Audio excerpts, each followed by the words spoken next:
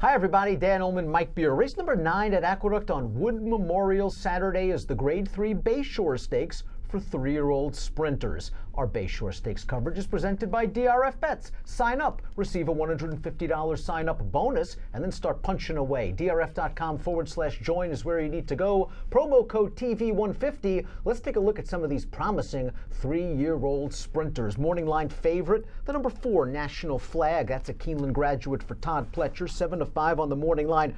Big buyer figure at this distance last time out, but it was Todd at Gulfstream A. I didn't like the fact that he didn't change leads in the stretch. Yeah, I mean, listen, if I suppose if he just shows up in the Bayshore and runs another 98, I mean, I guess he'll probably win.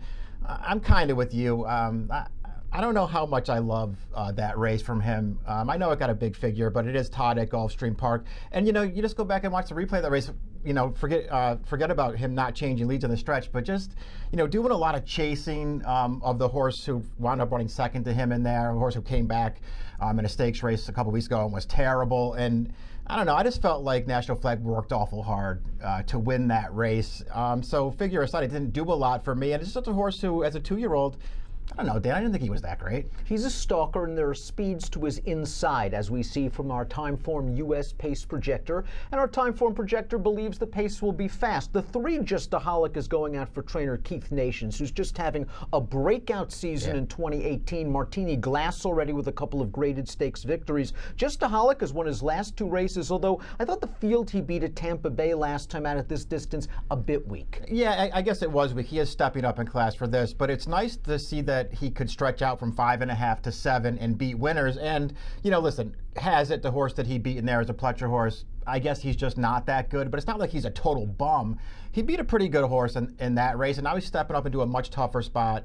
I guess he shows speed in this race, and we'll see how far he can take them. I actually think this horse is pretty good, but he's probably going to have to improve a little bit to win this race. I kind of think the 2, though, is going to get to the front, though, and it's good to handicap the Timeform US pace projector as well. Justaholic showed another dimension sitting just off last time out in a different style, went gate to wire over a wet track, and that could be in play on Saturday at Aqueduct in winning the Jimmy Winkfield. This horse's inside's been on the lead in his last 3 races. A wet track could really move this horse up. The question is, how good is he? Yeah, I don't know how good he is, but he is a 2-time stakes winner as he heads into the Bayshore now, taking on a little bit of a tougher test. I don't really know what to think about his Wakefield. Wet track, 7 furlongs over the Aqueduct surface. All those things are good. But, I mean, he just got so loose on the lead in that race, and then nobody really did any running behind him.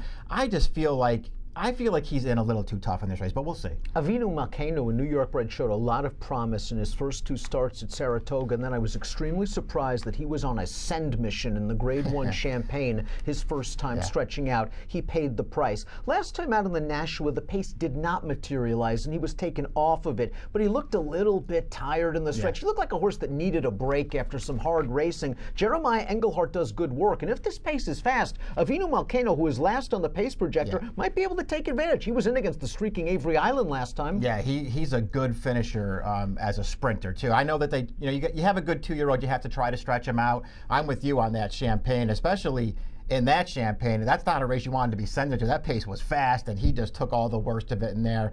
His Nashua, he got to drifting around on the stretch. I think that mile might be a little too far for him. At least it was as a 2-year-old. Maybe as an older horse, he'll be able to stretch out a little bit. But his first 2 starts were both really good efforts sprinting. He got a couple of figures for those races. He ran through the stretch both times. This race could set up for him. I think he's a very interesting horse in here. The outsider is on the outside. The 7 Aqua Balsar, 37-1 winner as a maiden against New York bred stakes competition last time out. I really couldn't poke too many holes with the race. They went pretty fast, it seemed early, and he won it, but he's taking a giant step up, and his buyers are light. Yeah, he's really hard to like in this race, but I think you're right about his last race. There's really nothing to knock about it. Michelle Nevin's done good work with the 1 I'm in Ocala dude. Maybe a little cheap as compared to some of these other stakes horses, but she's gotten this horse's confidence up with 2 blowout wins. Down towards the inside with a versatile running style. Yeah, it's nice to step up in class when you're in good form, and obviously this horse is in good form, but how about a 1x allowance? Our top pick in this race is coming off a little bit of a layoff, but he's doing so for the great Chad Brown, and that is the number 5, Engage, as we throw up our selections for the Bay Shore. Engage, a maiden winner in start number 2, beaten by National Flag in his debut at Saratoga. I really liked his futurity last time, and a very professional effort, a compact field in and among horses entering the turn. Once he got to the outside, he settled things quickly. He was drifting a little bit in the stretch, something I didn't like, but his buyers are going the right way. Are you worried about the 7 off the layoff? Yeah, it's something to be concerned about, especially off a layoff when you have a bunch of speed to his inside. So his fitness probably get tested right away in this race, and then he'll have to get the extra furlong. But I'm with you.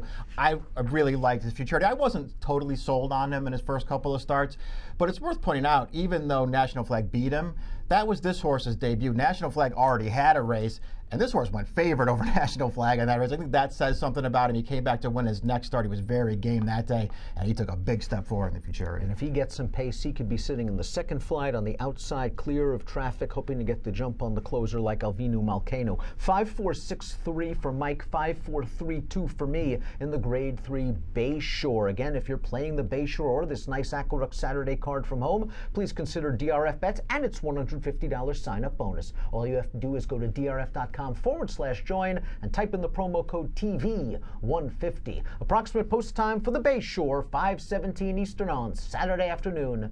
Best of luck.